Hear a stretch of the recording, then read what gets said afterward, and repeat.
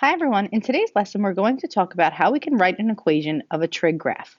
So first we need to know the format of a trig equation. So here is the basic format for all trig equations. It's plus or minus a, sine or cos, bx, and then plus or minus d.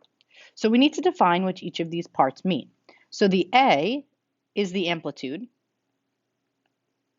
the b is the number of cycles, and the d is the equation of the midline, also sometimes referred to as the vertical shift.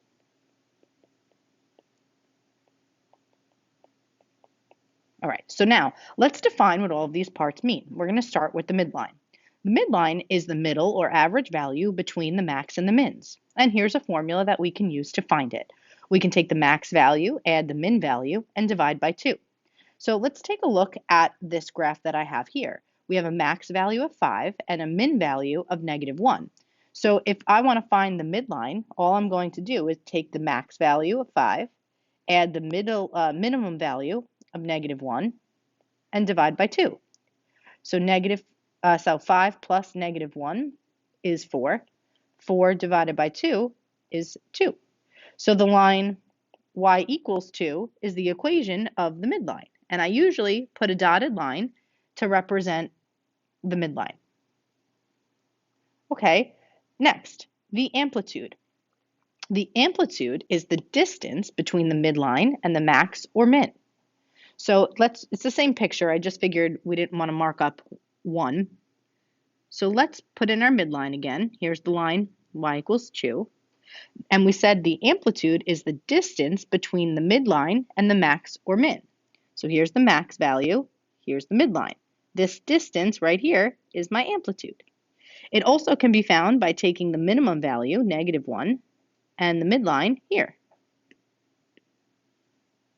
Remember that distance is always positive. That's why we say our amplitude can be expressed as the absolute value of A.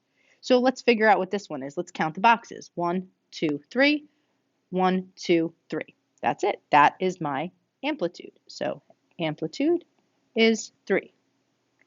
Okay, cycles is defined by how many complete rotations you see between 0 and 2 pi. So what I'm going to do to try to figure this out is I'm going to start by highlighting from the midline. So let me actually just draw in the midline again. And let's highlight starting from the midline.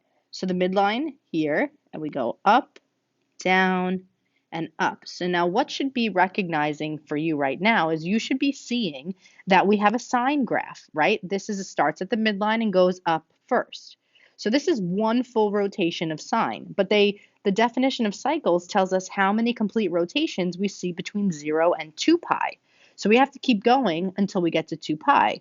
So I'm going to use a different color now, and I'm going to highlight again. So this is another rotation.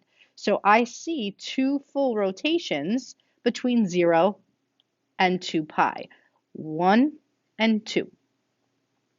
All right, last definition is period.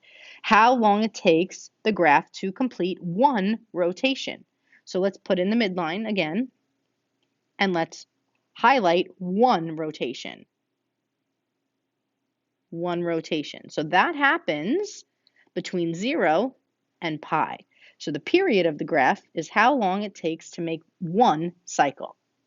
Now there's a formula that you can use to find the period, which is 2 pi over b, where b is the number of cycles. So if we use the formula, we would just say 2 pi over the cycles, which is 2, that reduces to pi. So see how it'll always work even if you use the formula. The formula is going to be more important in tomorrow's lesson when we actually start graphing these things, but I just kind of wanted to give you a preview of that today. All right, let's go on to the next page. So now what we're going to do is we're going to write the equation of a trig graph in either of these two forms. So first we need to recall those 4 main trig graphs. So just take a look. Here's sine, negative sine, cos, and negative cos. And we're going to use those a little bit later on. So in order to write the equation, we need to go through 4 steps. The first step is to find the midline. So the midline, we can take the max value plus the min value and divide it by 2.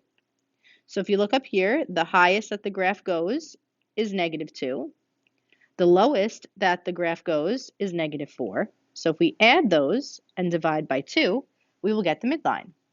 So when we add the tops, we get -6, and when we divide by 2, we get -3. So this tells us that our midline is at the line y equals -3. And then I just draw in my dotted line here to represent that. Next, we're going to find our amplitude. This will give us our A value. Remember, like we said before, the amplitude is the maximum and the midline and the distance between them, or the minimum and the midline and the distance between them. So that's the amplitude. It's a little tiny here, but the space is just 1. So my amplitude is 1. Step 3, find the cycles. This will be your B value, and we're looking for how many rotations we see between 0 and 2 pi. So let's start tracing from the midline. So we go here, this is 1 cycle. Ooh, but wait a minute. It says how many rotations I see between 0 and 2 pi. So look here, 2 pi is only half of 1 full cycle. So that means my cycle values is 1/2. So the B value is 1/2. The period, 1 full cycle, is in 4 pi. So in 2 pi, I see half of a rotation. So how many rotations I see between 0 and 2 pi gives us our cycle or our B value. So that's why it's 1/2. And now from this picture, step 4, can we determine if this is a positive or negative sine or positive or negative cos? Well, if you look at the graph here, it starts up here at the maximum and then it goes down first. This is a positive cos graph. So now all we need to do is put all of these parts together to write the equation. Now remember, the equation is in the form f of x equals plus or minus a. We know it's a cos, so I'm going to put cos bx plus or minus d. So f of x equals, well, we know it's a positive cos graph, so we're going to just say positive. So we take the positive from here.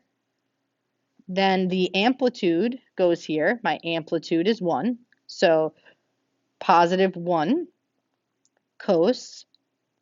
And then we have our B value, which is our cycle value, which is here. So the B is my 1/2. Bring down the x. And then the midline is my D value, which is here. So my midline is -3. So plus or minus, we take the plus because, minus because it's -3. So this is my equation of that picture. All right, that's it for today. We will practice more of this in class tomorrow. If you have any questions, now's a good time to jot them down. Otherwise, I'll see you in class tomorrow. Have a good night.